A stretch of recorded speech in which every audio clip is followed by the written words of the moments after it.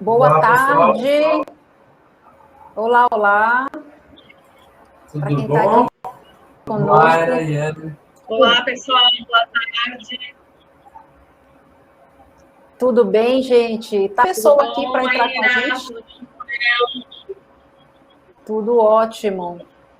Tá Tudo bom, faltando a Mayra? Tudo ótimo. Carol. Deixa eu ver aqui, cadê a Carol? Produção.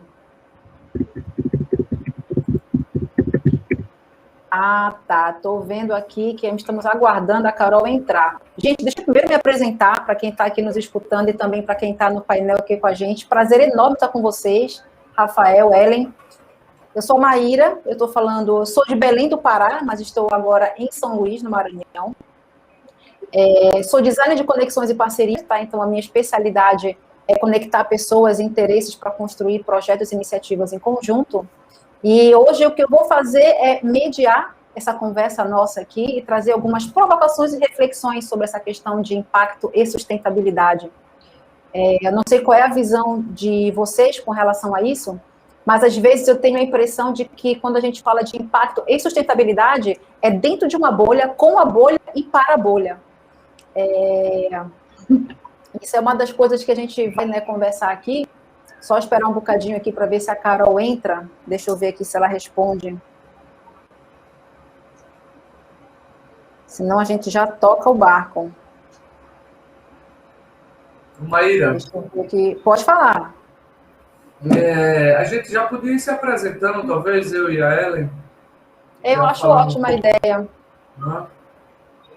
Tá, eu agradeço o convite da Campus.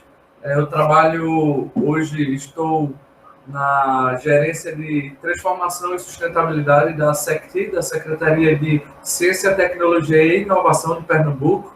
Então, a gente tem dentro um comando, a gerência da Usina Pernambucana de Inovação, e trabalhamos com as pautas dos ODS.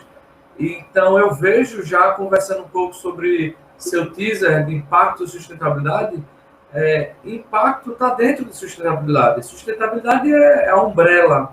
Impacto social, esse nome, esse conceito de impacto, parece que é algo que ficou estigmatizado como projetos sociais. Só que eu enxergo que o termo sustentabilidade, ele quer dizer mais do que impacto social. Basicamente é isso. Eu queria falar. E Ellen, como a pessoa aí do Centro de Sustentabilidade que pode falar muito sobre os projetos de empreendedorismo junto ao Sebrae e todos que fazem acontecer de verdade e transformar a sociedade, vai ser muito, muito feliz em estar compartilhando com vocês. Obrigada, Rafa. Boa tarde, pessoal. Boa tarde, Maíra. Boa tarde, Rafael. A Carol daqui a pouco está entrando para dialogar com a gente. É um prazer enorme estar dialogando com vocês sobre esse tema que eu sou apaixonada, que é a sustentabilidade. Hoje eu estou na gerência do Centro Sebrae de Sustentabilidade, que é um braço, né, do sistema Sebrae, que trabalha esse tema numa linguagem que o pequeno negócio entende, que o pequeno negócio possa se apropriar e colocar prática sustentabilidade no dia a dia do seu negócio. Então, hoje a gente vai compartilhar, vai dialogar mais sobre isso e vamos aí contribuir para a gente elucidar alguns conceitos e entender que isso é importantíssimo para o desenvolvimento do planeta, do nosso país, né, e das nossas vidas. Concordo plenamente. Olha, a Carol entrou na hora certa. Oi, Carol. Cadê ela? Oi, tudo bom? Tudo ótimo. Carol, tudo bem? A gente está aqui. Perfeito. Melhor agora que já estamos os 4 aqui. Olha, a gente está aqui com o Rafael, que trabalha na Secretaria de Ciência, Inovação e Tecnologia, né, Rafa? Falei certo? Porque às vezes eu troco aí as palavras no meio do caminho. E a Ellen, que é do Sebrae, do Centro de Sustentabilidade. E a gente queria te convidar para se apresentar rapidamente, falar um pouco aqui de quem tu és e o que tu fazes, para a gente já entrar aqui com algumas questões. Certo. Já posso começar? Por favor, fica à vontade. Obrigada. Bom, me chamo Caroline, eu moro aqui na região das Ilhas, me considero uma microempreendedora, eu tenho um barco de passeio que roda os finais de semana, fazendo passeios turísticos e eventos a bordo. Eu trabalho também com o transporte escolar, que leva as crianças ribeirinhas que vão estudar até Belém. E também a minha família tem um restaurante aqui na região das Ilhas também, que atende, entendeu, ao público. E é isso. Perfeito, Carol. Bom, eu acho que aqui a gente está com um time bastante completo, né, para trazer perspectivas diferentes sobre essa questão de impacto e sustentabilidade. Rafa, já que tu começaste a falar, eu queria te perguntar um pouco dessa tua experiência, porque eu acho que tu trouxeste alguns pontos muito interessantes sobre o que é sustentabilidade, onde é que entra impacto e como a gente resumiu o impacto da questão de projeto social, né? Eu queria te perguntar um pouco da tua experiência com isso, como é que tu conseguiste chegar a esse nível de consciência que tu consegues compartilhar hoje com a gente. Eu ia trazer até alguns slides para ilustrando com imagens, mas eu acho que fica complicado porque tem pouco tempo. Então eu vou tentar traduzir em palavras e emoções aqui. Sustentabilidade é um termo político. A gente precisa primeiro entender isso. Ele foi concebido entre 1970 e 80, 87. Quem estuda, quem conhece muito, lê, sabe. E a sustentabilidade, ela foi primeiro tangenciada com a construção de 3 pontos pilares, onde as pessoas precisavam entender, as empresas, que ecologia, economia e sociedade precisavam ser balanceadas. Então, ele já surgiu com um problema, porque não existe como balancear nada se não existem números para isso. Então, é um termo político subjetivo, altamente complexo e utilizado de formas diferentes por diferentes atores sociais. Então, é bem complexo falar de sustentabilidade. Eu estudei filosofia da sustentabilidade para entender exatamente como as pessoas comunicam esse conceito no meio corporativo, no governo, nas universidades, na academia, e, por exemplo, como Caroline, que está trabalhando ali com um projeto dela de empreendedorismo para turismo sustentável, que ela pode conceituar assim. E cada um, como você falou, tem uma perspectiva e uma consciência. Então, o que é sustentabilidade? Respondendo, é um processo contínuo pela busca do aprimoramento das tecnologias e dos recursos que a gente tem hoje.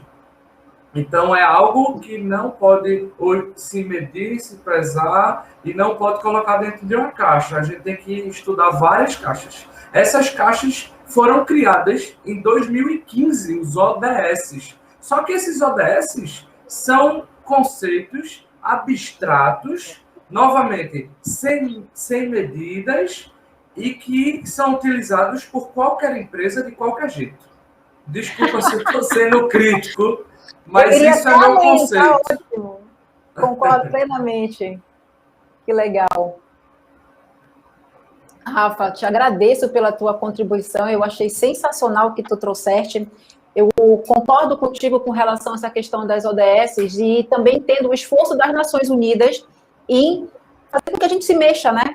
Então, já começou com o predecessor do Objetivo dos Milênios, né? Que foi, assim, Exato. Um experimento para as ODS, e acho que, obviamente, é complexo, e acho que tu colocaste de maneira bastante expressiva aí como é que isso funciona. E agora eu vou passar para a Ellen, né? Acredito que tenha uma experiência bastante complementar, afinal, tu estás aí no Centro de Sustentabilidade. Ellen, como é que é a tua área de aprendizado com relação a essa questão de sustentabilidade e impacto?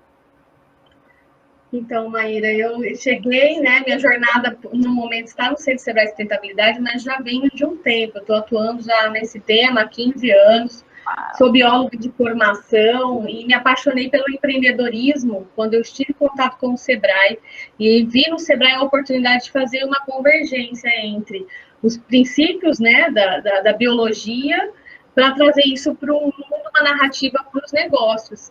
E o Sebrae Mato Grosso, que é onde eu atuo, onde fica localizado o Centro Sebrae Sustentabilidade, hoje o centro ele é de referência nacional, apoia todo o sistema Sebrae no Brasil todo com esse tema, mas ele é alocado lá no Mato Grosso porque justamente o nosso Sebrae ele criou uma expertise nesse tema, pela vocação em trabalhar com biomimética, com bioeconomia, por levar a sustentabilidade numa linguagem para que o pequeno entenda, que ele perceba como isso pode gerar valor, redução de custo e um olhar ampliado, né, para o impacto que ele causa na localidade onde ele está, seja positiva, e o que não for legal, quais são os instrumentos e caminhos que a gente pode facilitar para esse pequeno se integrar numa agenda que a gente chama da agenda da nova economia. Então, a vocação, tanto como pessoa, como, né, o meu propósito pessoal, profissional, como o propósito da instituição onde eu estou inserida, que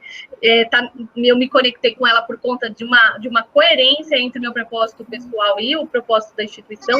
Ali eu vi uma coerência de atuação e me sinto engajada a atuar e levar esse tema para o pequeno, desde o MEI até até uma EPP, que a gente fala que é um pequeno negócio um pouco mais estruturado. Porque a gente está falando, Maíra, de um universo de 98%, né, em muitas situações até 99%, se a gente for considerar as médias empresas também, nós estamos falando de um universo de 99% dos CNPJs do Brasil. E eu estou falando de negócios que estão do Iapoque ao Chuí, em áreas super difíceis de acesso, e até um tempo a sustentabilidade ela tinha uma linguagem muito voltada para o grande, porque isso foi incorporado como um padrão de reporte para internacional, isso passou a ser valorizado dentro das bolsas de valores, a gente fala da Dow Jones, né, sustentabilidade, a bolsa Bovespa de sustentabilidade, hoje é B3, e como que o pequeno se inseria nisso, né? Como levar isso para o pequeno e fazer isso agregar valor no negócio dele e valorizar aqueles negócios que já têm por natureza a sustentabilidade pela sua atuação, como as comunidades tradicionais que trabalham com turismo, que ajudaram a fazer a manutenção de biomas. A gente trabalha muito na lógica de um desenvolvimento territorial a partir dos biomas. Quando a gente fala de negócios verdes, negócios de impacto, e olha que os princípios de sustentabilidade auxiliam nesse movimento, é o que nos motiva a atuar.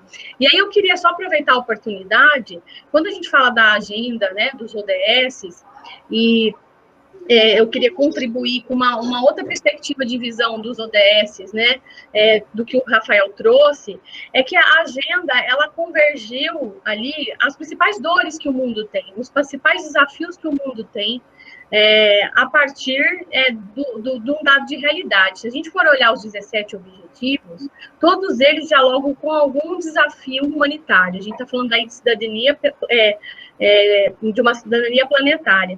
E aí, se olhando os objetivos, por que essa agenda está sendo muito disseminada, apesar de ainda pouco conhecida, como uma agenda que congrega aí outras agendas ambientais, sociais que estavam dispersas e colocou isso num arranjo único, né? E o objetivo 1, que é o objetivo de erradicar a pobreza, ele não é um à toa. A gente só atinge o 1 quando a gente consegue atingir do 2 ao 17. E o 17, em particular, ele é mais de articulação, de mobilização, para facilitar um ambiente para a gente alcançar as 169 metas dos 17 objetivos que estão ali postos, né?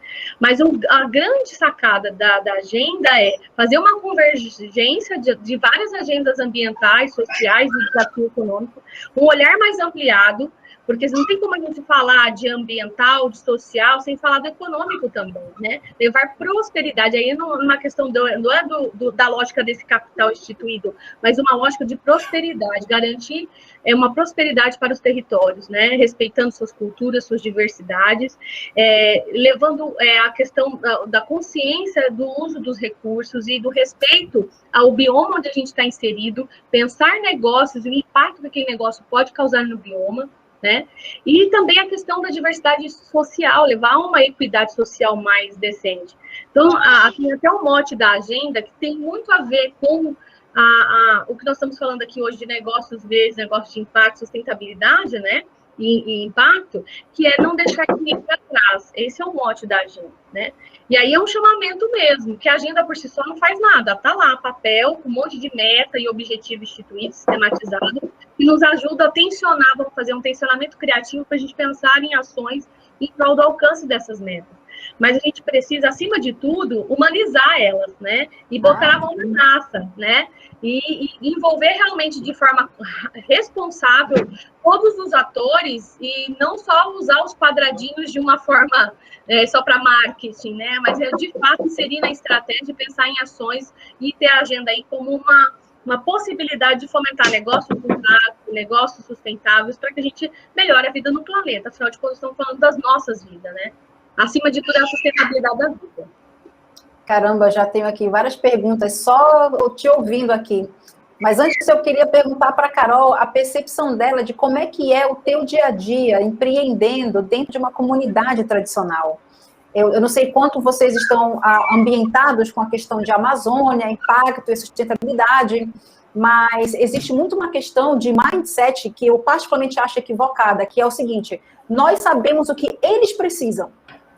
E nós não estamos envolvidos na discussão desde o início. Nós estamos ali ou como fornecedores ou como necessitados. Pronto, falei. E aí, como é a realidade das comunidades tradicionais? Sabendo que há distinção entre ribeirinhos, quilombolas e indígenas, não é a mesma coisa. Então, quando eu ouço comunidades tradicionais, ou vamos ajudar comunidades tradicionais, vamos impactá-las, eu já vejo ali uma grande invisibilidade em cima disso. E aí eu acho sensacional a Carol estar aqui presente para explicar um pouco como é que é esse dia a dia de empreender numa comunidade tradicional, quais são os desafios que tu tens, o que tu achas que poderia, digamos que, melhorar. Bom, Maíra, o principal desafio, sem dúvida, é o acesso à internet aqui, entende? Porque, primeiramente, olha, com essa pandemia, aqui tem muitos e muitos alunos que estudam em Belém, da região, entendeu? Aí, com essa pandemia que as aulas começaram a ser remotas, né? Aí todos ficaram totalmente prejudicados, entendeu? Porque não tinha como eles continuarem assistindo essas aulas, entendeu? E, inclusive, a minha irmã, que cursava também, né? Estava cursando gastronomia, teve que trancar a matrícula dela por conta disso, entendeu? Que ela não conseguia assistir essas aulas, entendeu? E também, no caso de geração de emprego, seria muito bom, entendeu? Mais coisas voltadas para o turismo, para a nossa região, entendeu? Porque sempre vem projetos, entendeu? Que eles dizem para as ilhas, mas, na verdade, eles só sabem destinar para a Ilha do Combu. Mas, na verdade, Belém não tem só a Ilha do Combu como ilha que faz parte, entendeu, da cidade. Não, tem outras ilhas. Tem a Ilha Murutucum, tem a Ilha Grande, tem a Ilha das Onças. Então, eu queria deixar essa visão, entendeu? Que tudo é voltado, entendeu, para a Ilha do Combu. Posto de saúde, escola solar. As únicas que tem aqui, escolas municipais, são 3 e são na Ilha do Combu, entendeu? Posto de saúde é lá, entendeu? Aí tudo é direcionado para lá, entendeu? Aí as outras ilhas ficam meio que assim, deixadas de lado, entendeu? Mas que faz mais falta mesmo é o acesso à internet. E é isso. Carol, eu vou continuar aqui contigo, só para entender uma coisa. Tu estás trazendo uma questão Sim. que me chama muito a atenção. Justamente quando eu fui ali para as ilhas, eu achava que trabalhar com turismo sustentável e tal era uma coisa que seria o boom. Eu voltei daí com essa questão de acesso à internet, né? Então me fez pensar muitas das vezes que a gente pensa que isso aqui é bom para essas pessoas, mas na verdade a realidade é outra. E aí, falando agora um pouco da questão de empreendedorismo, né? Já que a gente está falando aqui, poxa, tem a Ellen do Sebrae, que o Sebrae tem um trabalho, inclusive, nas ilhas aí, né? E eu queria te entender um pouco como é que funciona essa questão do empreendedorismo nas ilhas aí, por exemplo, onde tu moras.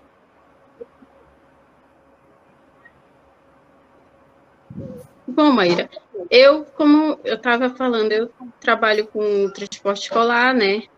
Que tem muitas pessoas também que trabalham nesse ramo aqui, e restaurantes tem muitos também, muitos e muitos mesmo aqui. No Combu tem mais, mas nas outras ilhas também tem, entendeu?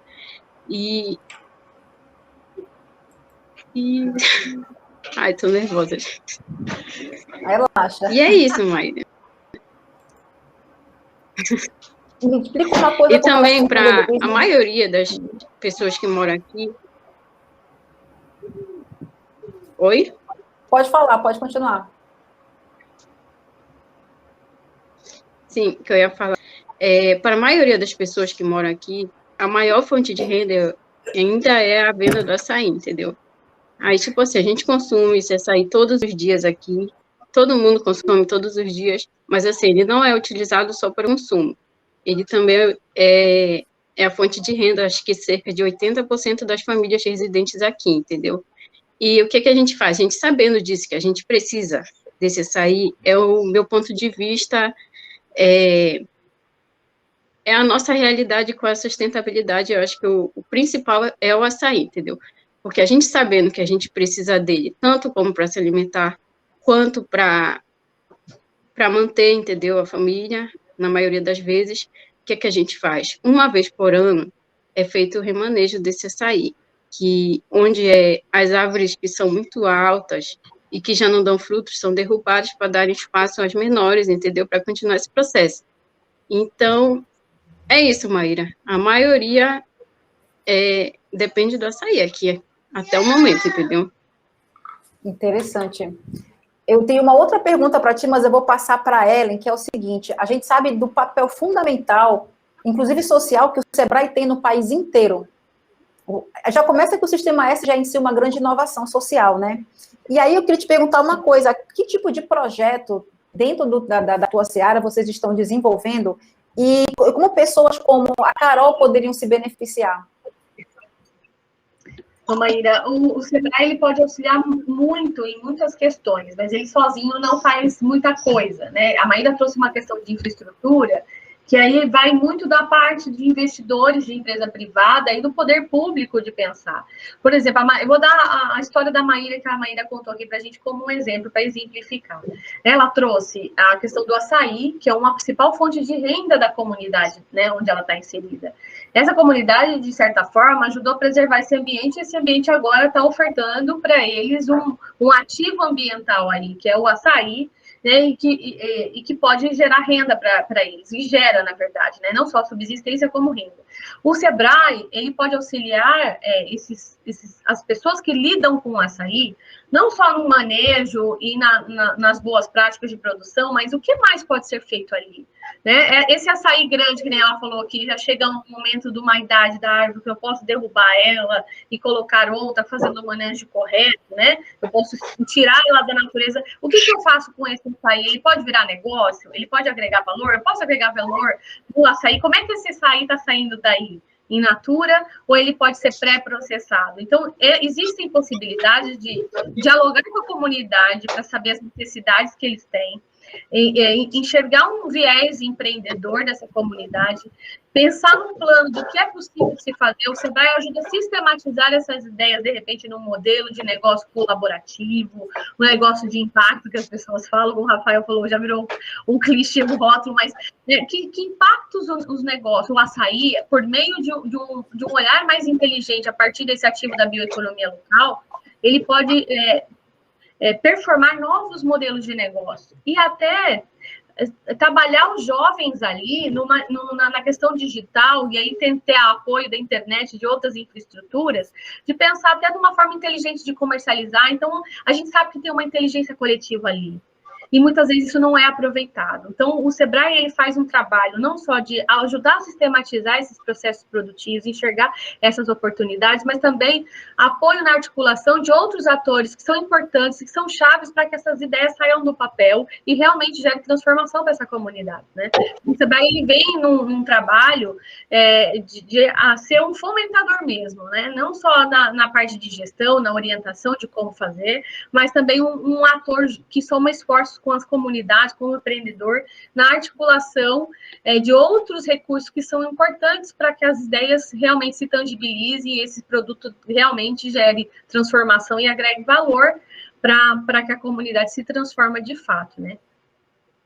Nossa, super interessante. Rafa, o que tu tá achando dessa discussão toda aqui, com que a Carol trouxe de informação, com que a Ellen jogou aqui também com a visão do Sebrae? Qual seria a tua perspectiva nisso daqui? Primeiro, agradecer a Ellen por falar sobre os ODS e colocar sobre a perspectiva do esforço global da ONU. Eu trabalhei na COP15, desde a COP15 em 2010 na Suécia, por 7 anos trabalhando em desenvolvimento político e de sustentabilidade com o Sebrae também.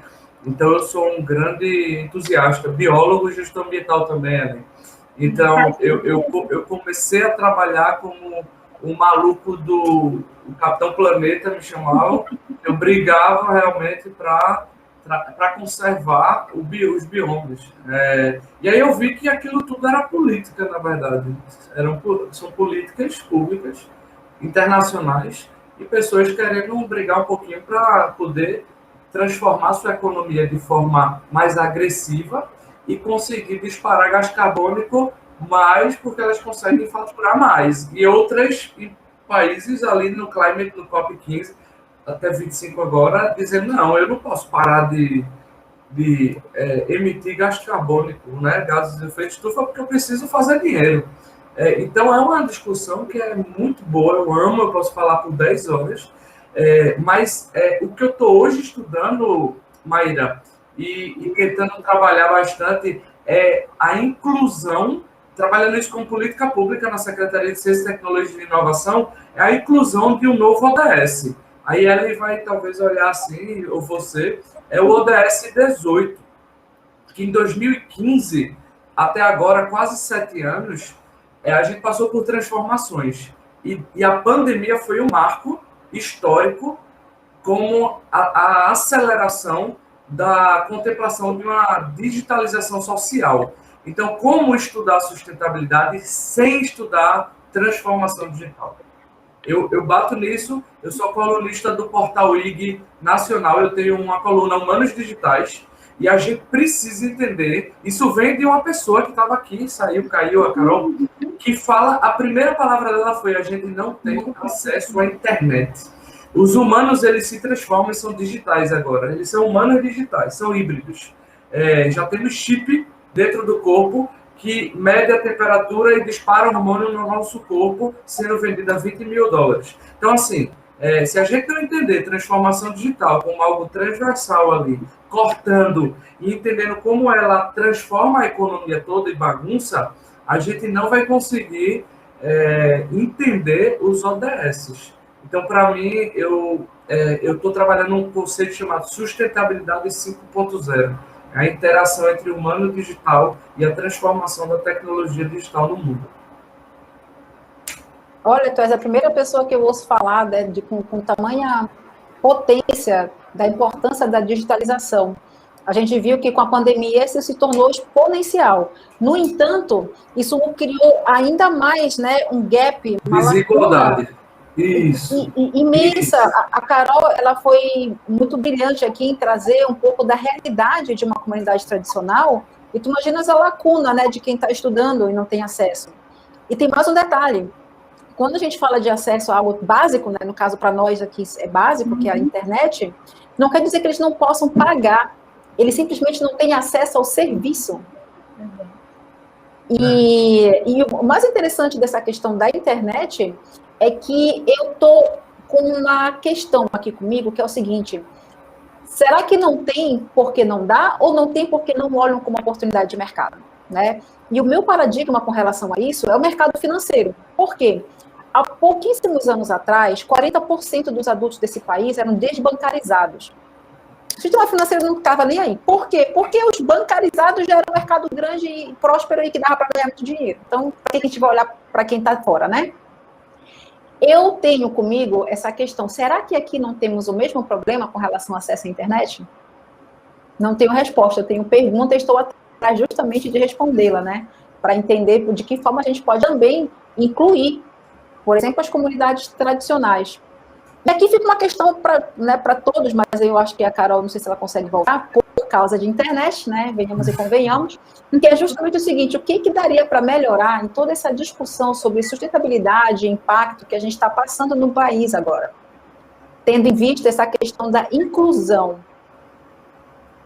Ô, Maíra, eu ia acabar, mas acabei não falando. A Secretaria de Ciência, Tecnologia e Inovação de Pernambuco tem um programa chamado REPEP. E essa REPEP é a rede pernambucana focada em levar toda a cadeia de internet de fibra ótica para o estado inteiro.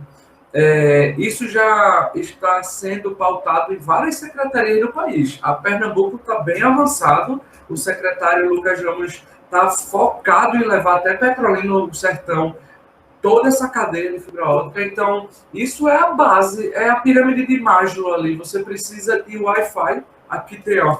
Lá, eu tenho essa frase. Lá é onde a Wi-Fi entra automático, onde você não precisa nem colocar senha. Então, assim, se a gente não tiver redes que vão conseguir incluir os humanos digitais dentro da economia, a gente exclui eles. Então, não dá para pensar sustentabilidade sem inclusão digital. Então, o meu foco no digital é inclusão digital para transformação social. Isso é base de política pública hoje. E não adianta a gente bater ela em ODS de pobreza, disso, de fome e tal, sem focar na inclusão dessas pessoas no mundo, porque senão elas estão totalmente fora. Concorda comigo? O ODS 9, ele fala um pouco de infraestrutura, inovação, mas de uma forma muito ampassando, né?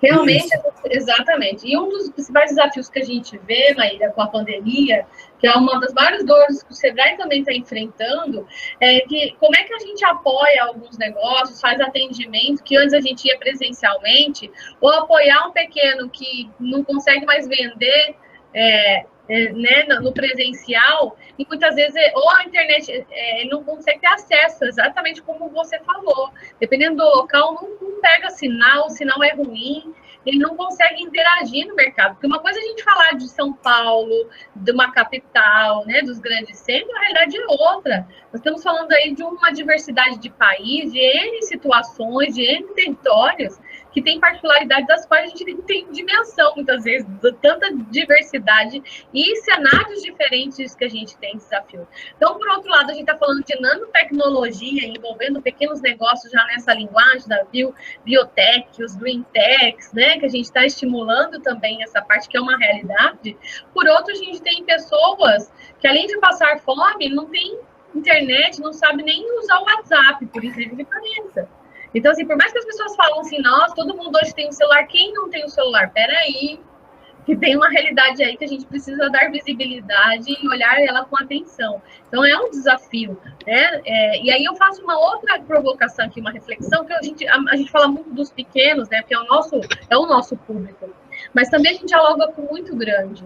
E a gente tem falado, como é que a gente vai falar de ODS, ou de sustentabilidade, ou dessa sigla nova que está vindo aí, o SG, o ESG, né? O Ambiental, Social e Governança. E a gente pega muito a questão da governança com as grandes empresas, que tem na sua cadeia de fornecedor pequeno e que muitas vezes tem um problema acontecendo do seu lado. E qual é o ativismo delas? Porque hoje se espera das empresas aí de todos os portos, em especial das grandes, que elas não façam só boas práticas de sustentabilidade, porque isso vai beneficiar o core business dela, o negócio dela, né? Ela vai ampliar mercado e tudo mais. Mas qual é a causa que ela adotou para chamar de sua?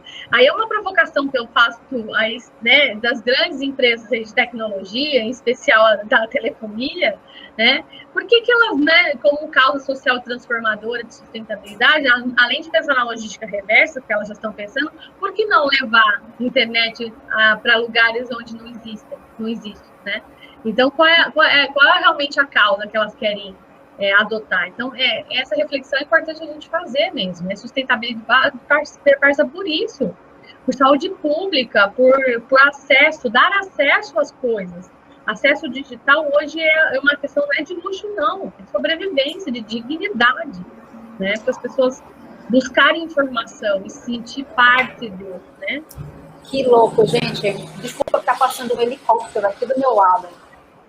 Olha, eu tô surpreendida com o fato de que tem um ponto em comum aqui, né, com a fala de todos vocês, que é justamente a questão do digital. Tanto a Carol, que trouxe a perspectiva dela, quanto vocês que estão ouvindo quanto vocês, e houve esse encontro. E a gente sabe, obviamente, que a gente, se não prestar atenção nisso, vai criar uma lacuna ainda maior social. Isso é extremamente importante.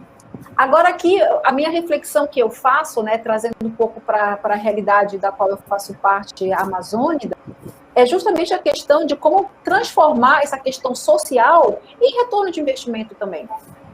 Porque, por exemplo, aqui a gente tem a cultura do não reembolsável, do social, que ele é pontual, começo, meio e fim. E já vi vários problemas com esse tipo de mindset. Então, a questão é como é que a gente transforma acesso ao digital, também tendo, né, transformando isso em oportunidade de negócios. Isso é uma coisa que eu tento, né, trazer para mim, para provocar de que forma eu posso contribuir para que haja essa transformação. Só trazendo uma informação aqui para vocês sobre o contexto que a Carol trouxe, a Belém é quase uma península, ela é assim. E aqui na frente tem algumas ilhas, né? A mais famosa é o Cumbu, e tem várias outras populações menores, que é justamente onde ela mora, e faz esse contexto. Com relação à internet, sair da frente de Belém, lá para trás, já é super difícil de ter acesso. Então, aí, como é que você desenvolve? Como é que você entra em contato? Como é que você chega enquanto estrutura, por exemplo, do Sebrae, nesse tipo de lugar? E aí, por exemplo, Rafael, tu que trabalha com política pública, né, que tu está ali sentado no setor público, o que tu achas que daria para fazer para levar acesso à internet, por exemplo, para um caso como esse? Como o da Carol. Tá.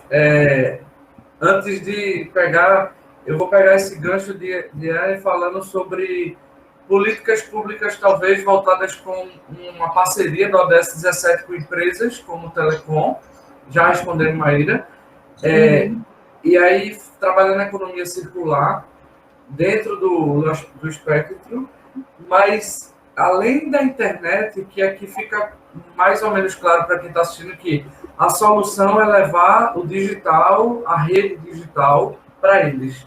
Na verdade, a gente sabe que não é só isso, né?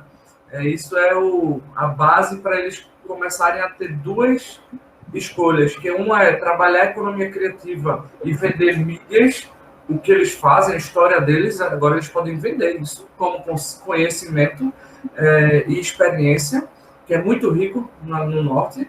Agora o Sebrae pode pensar em como ensinar eles a transformar a experiência deles em conteúdo para que aquilo seja vendido. E aí talvez eles não precisam mais extrair açaí, porque eu estudei o mercado de açaí, fui consultor do Banco Mundial com o governo para entender o mercado, como é difícil e como é crescente a demanda, e eles estão saturados, assim, o trabalho é árduo. Então, não é algo sustentável. Não, açaí eu tiro, tal, eu consigo renda, é uma coisa, sustentabilidade é outra, né? Não, quando ela fala, a fala dela é sustentabilidade, o açaí é sustentabilidade. Não, o açaí é a fonte de renda. Então, você vê que conceitos são confundidos, é normal. Mas, assim, respondendo a Maíra, políticas públicas como em Pernambuco, que é o que eu estou hoje, eu só estou há 4 meses no governo, Maíra. Eu venho do privado e venho da academia. E morei fora há muito tempo. Então, eu tenho pouca experiência na máquina pública. Eu estou desenhando agora políticas de inclusão social através do digital e criando um modelo agora de um programa chamado que tem Resitec, que são residências tecnológicas. Eita, acho que parou a imagem dele, né? O Rafael teve problema digital. Então, falando nisso, né? Digital. Então, caiu uma, já caiu outro. Eu caí. Vamos ver se ele voltou. Cortou. Tinha cortado, Rafa. Voltei? Voltou. Ótimo. Então, programas com políticas públicas junto ao Sebrae, que estimulam, junto com o corporativo, fomento de ações e programas voltados para a construção disso, tem que vir federal. Eles precisam dar valor à educação, à infraestrutura que hoje o governo não dá, e eles precisam entender que a base educacional e a verba deve ser voltada para a educação e tecnologia. E eles não estão fazendo isso. Então, hoje a gente tem um problema enorme, porque o governo ele está totalmente olhando para o que eu e Ellen aqui como biólogos entendem que é insustentável, tirando os recursos naturais que não são renováveis e perdendo a massa do bioma para vender madeira ilegal, e aquilo ali destrói o ecossistema. Então, assim, eu não tenho uma solução, Maíra, mas a solução seria ter política pública e políticos que realmente priorizem a transformação digital através de parcerias entre empresa, verba para o Sebrae poder trabalhar e transformar esses espaços, e não só tecnologia, mas tecnologia humana. Como é que eles vão fazer para transformar aquele digital em renda? Eu acho que eu falei muito, mas... Não, eu achei ótimo tu ter essa perspectiva, né? E aí eu vou jogar agora para ele como última pergunta para a gente, né, começar aqui a envelopar. A perspectiva do Sebrae, do que tu tens visto, né, com sustentabilidade, o que tu achas que daria para fazer com relação a essa questão da digitalização? Então, Maíra, é bem complexo, tá? Assim, eu parto da ideia de que o poder público ele tem a sua responsabilidade, né? Mas também comungo da ideia de que problemas complexos, como nós estamos tendo hoje, desse nível, né, de disparidade social e tudo mais, né, de não equidade, de não ter uns com muito acesso à internet, já falando de 5G, outros sem nada, sem acesso, ele tem que ser tratado com a inteligência coletiva, um modo coletivo de envolvimento de todos, né? Porque todo mundo tem ali, de alguma forma, uma parcela de responsabilidade. Então, para a inclusão digital, a gente precisa investir em educação, precisa de infraestrutura, precisa ser um facilitador de como eles podem usar isso a benefício, porque só dá o acesso também, mas como usar isso para potencializar seu negócio, para potencializar sua comunidade, para dar voz, lugar de fala e voz da sua comunidade, do que vocês fazem, da sua identidade, né?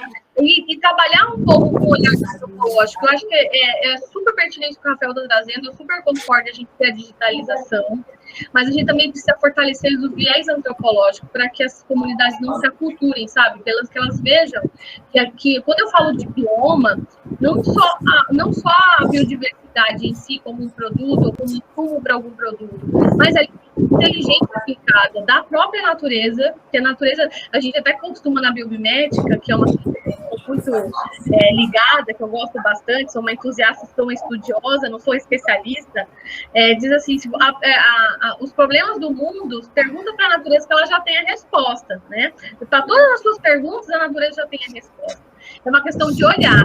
E aí, além disso, a gente olhar os biomas, não só uma perspectiva que aquilo ali é uma fonte de matéria-prima, mas ali também é uma fonte de inteligência que pode nos auxiliar em modelos de cooperação, modelos de gestão, sabe, modelos de ideias, de soluções, e também das comunidades que estão, né? Então, a gente, que nem você falou, eu achei muito legal a sua fala, mas quando fala, não coloca no pacote só, a gente fala que vamos mudar tradicional, mas tem que ter muito cuidado com isso, porque o que é rico deles é a diversidade cultural, né? É uma inteligência ancestral que vem da comunidade indígena, não é só uma comunidade dos anos lidando com aquele ambiente que às vezes sabe o modo de fazer, o modo de preparo. O Rafael trouxe a questão da economia criativa. Então, assim, a gente fortalecer isso como base de identidade e somar isso com a digitalização, uma coisa substitui a outra, mas ela se sobrepõe no sentido de fortalecer uma propulsora de negócio. Eu acho isso muito vantajoso. Esse movimento organizado. Eu penso que mais o governo ele tem várias prioridades, a negligencia muita coisa. Deveria ser uma política pública de prioridade, dar acesso a sistemas digitais às pessoas, porque você faz facilitar processo de educação. Então, a gente precisa ali, de verdade, para que a gente ganhe agilidade, resolver problemas complexos com muitas mãos. A gente olhar, cobrar assim do governo que cabe a ele, mas também contribuir com a iniciativa privada. Acho que as empresas desse país, as grandes empresas, podem mais. podem fazer mais, o poder público pode fazer mais, e a comunidade organizada também pode reivindicar de uma forma qualidade do direito dela, né? E quando você fala de dar acesso, não olhar eles como uma coisa assim, vamos viver e não dar de graça esse poder. Não, é empoderar essas comunidades, porque elas são capazes de ser economicamente prósperas, né? O ODS fala disso, prosperidade, não é... Eles não estão pedindo nada que não lhe é capaz de dar continuidade, eles são totalmente capazes de dar continuidade sem apropriar, eles são empreendedores, eles sabem lidar com aquilo, nesse aspecto. Eu penso que é um trabalho contínuo, sabe, de educação, de orientação e de infraestrutura, mas esperar só do governo também, eu acho que não vai ser muita coisa, então a gente tem que começar a orquestrar um movimento colaborativo para ver se acelera o processo. Gosto quando tu falas do movimento colaborativo, porque a gente está mudando as bases também da democracia, no sentido de que como é que a gente se mobiliza, né, em torno de alguns assuntos. A relação homem-natureza, ela já existe há 1000 anos, literalmente. Então, quando a gente chega numa comunidade tradicional achando que está levando alguma coisa, a gente também tem que ter consciência de que também vai trazer, porque essas mesmas pessoas que fazem parte de um, aspas, baixo índice de IDH, são aquelas que detêm conhecimento tradicional milenar, que tem uma relação com a natureza que nós precisamos para nos curar. A gente vem com as questões de sustentabilidade e impacto a partir de uma fonte, de uma sociedade que está adoecida. É a mesma que está destruindo e matando e que quer ajudar. É sustentável, né? Então, eu acho que a questão da sustentabilidade, e veja bem, eu inevitavelmente acabei me inserindo nisso, né, inclusive como cidadã, ela começa com uma mudança de mindset. Porque às vezes você acha que está indo para ajudar alguém a fazer alguma coisa, um bem para a humanidade, gente, começa consigo próprio, né? Então eu sempre bato com isso na questão de vamos olhar para o nosso mindset, vamos chacoalhar as nossas crenças, principalmente quando a gente está falando de lidar com o outro, né? Então, quando tu fala de movimento colaborativo, me vem muito essa questão de a gente transformar, e tu falaste uma outra palavra que eu adoro, inteligência coletiva. Né? Então, assim, não sou eu trancada no meu escritório que vou preparar e entregar para você necessitado, hello? Por que a gente não pode construir em conjunto, que é muito mais inteligente? E aí, pegando um gancho que tu falaste, né, gente, procurem para quem está nos assistindo entender o que é biomimética. Eu sou super entusiasta disso também. Eu não busco mais só na arte da guerra do Sun Tzu quando falo de estratégia, eu olho para as minhas plantas, porque existe muita inteligência e conhecimento, inovação e estratégia. A natureza sabe lidar com o lixo dela, né? Melhor do que a gente, obviamente. Então, acho que, com certeza, a gente tem muito que aprender. Gente, a gente tem 4 minutinhos, né, pontualmente, e eu queria pedir para vocês uma consideração final com relação ao que a gente está discutindo aqui. O que vocês gostariam de deixar como aquela mensagem final para quem está nos assistindo? Vai lá, Ellen. Vou passar a bola para ti primeiro.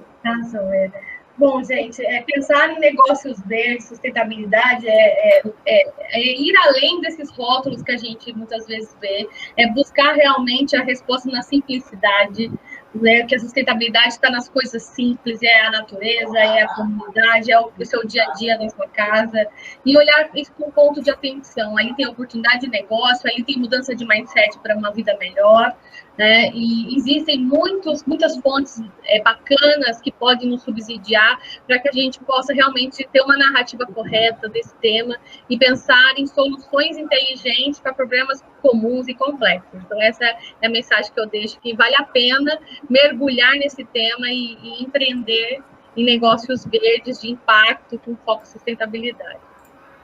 Perfeito. Rafa? Tanta coisa, né? Eu queria agradecer o convite e por ter Ellen aqui, você, para debater esse conceito que já vem sendo discutido há 40 anos. Então, é muito pouco, né, Ellen e Maíra, para a gente conversar sobre algo tão complexo que a Ellen acabou de deixar. Mas se eu fosse deixar um único recado, é pedir para as pessoas, quando forem falar sobre sustentável ou não que elas não usassem sim ou não para algo tão complexo. Você, para dizer se sustentabilidade é ou não você tem que comparar essa garrafa é mais ou menos alinhada com o ODS de X. Então, assim, sustentabilidade não é ou não é.